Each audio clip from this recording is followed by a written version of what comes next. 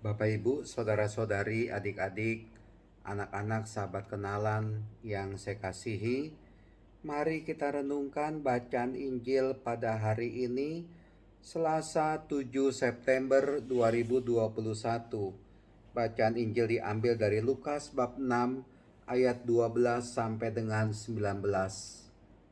Dari dalam bacaan Injil ini dikisahkan ya, di mana keesokan harinya ketika hari siang, Yesus memanggil murid-muridnya dan memilih dari antara mereka 12 orang yang disebut rasul.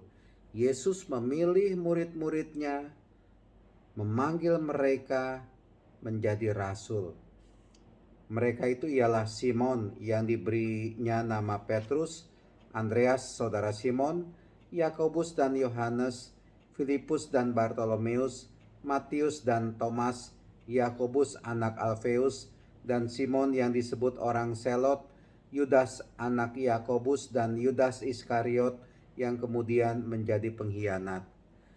Bapak Ibu saudara-saudara terkasih, Tuhan Yesus memanggil mereka untuk menjadi murid-muridnya, untuk menjadi rasulnya.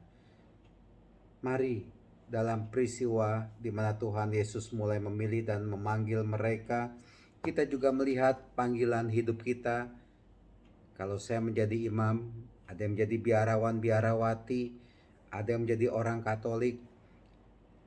Yang penting disyukuri ya.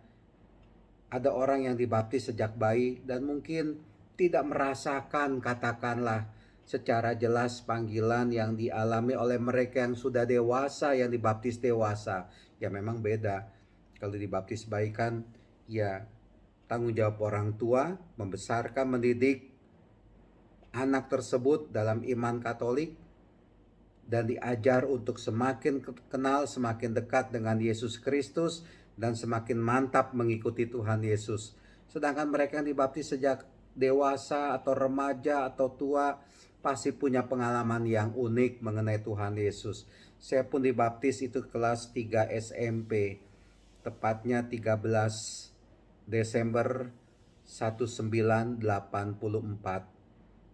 Dan panggilan hidup saya atau panggilan menjadi orang Katolik itu sesuatu yang unik. Saya merasakan ada tangan Tuhan juga yang hadir ya. Saya pernah kelas 4 SD ikut les agama, katekumenat, tapi gagal. Kelas 2 SMP saya ikut lagi les agama, hampir gagal. Karena saya sudah bolong, katakanlah, sudah bolos, katakanlah, sekitar satu bulanan lebih, 1 bulanan. Lalu tiba-tiba guru memanggil saya, guru agama, menyapa saya, menegur saya, mengingatkan saya, "Hari, kamu mau menjadi Katolik enggak?" Untung pada saat itu saya disapa, diingatkan, ditegur oleh guru saya. Kalau guru agama saya pada saat itu cuek saja, terserah, ya, mungkin saya tidak jadi Katolik dan tidak jadi Romo. Bisa saja demikian, tapi itulah kehendak Tuhan ya. Panggilan saya itu memang saya syukuri. Mungkin ini kehendak Tuhan, mungkin ya. Yang penting saya berserah kepada Tuhan.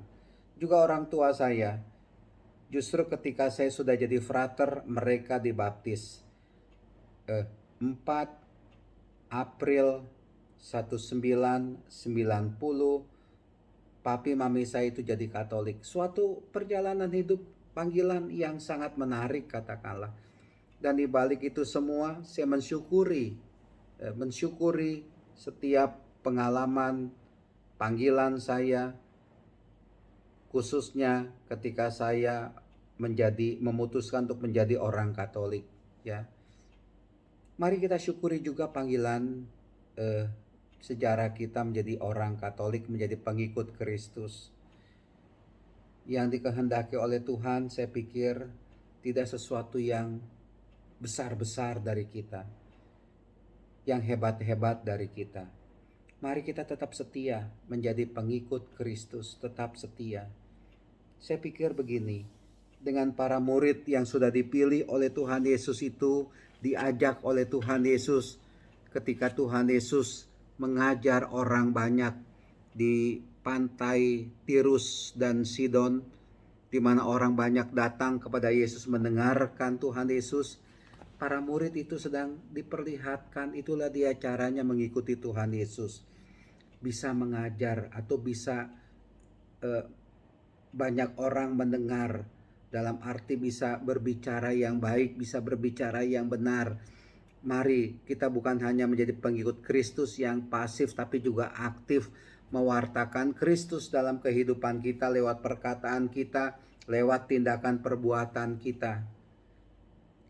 Kita mengeluarkan kata-kata, tindakan-tindakan yang sesuai dengan ajaran kasih dari Tuhan Yesus.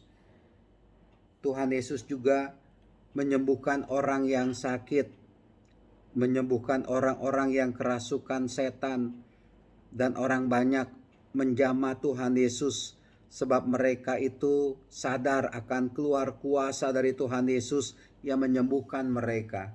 Para murid ini diajar juga oleh Tuhan Yesus bagaimana ya berbuat kasih kepada orang lain, mendekatkan diri sungguh dekat dengan orang lain, terbuka bagi orang lain, bagi sesama, tidak menutup diri, tetapi mau berbuat kasih, berbela rasa, berbuat baik pada orang lain. Inilah yang diajarkan oleh Tuhan Yesus kepada kita. Mari kita mensyukuri panggilan hidup kita, perjalanan hidup kita menjadi pengikut Kristus, menjadi orang Katolik, menjadi orang Kristen, dan tirulah, belajarlah dari Tuhan Yesus, Sang Guru Agung kita yang sangat mulia itu. Tuhan memberkati, melindungi kita sekalian. Amin.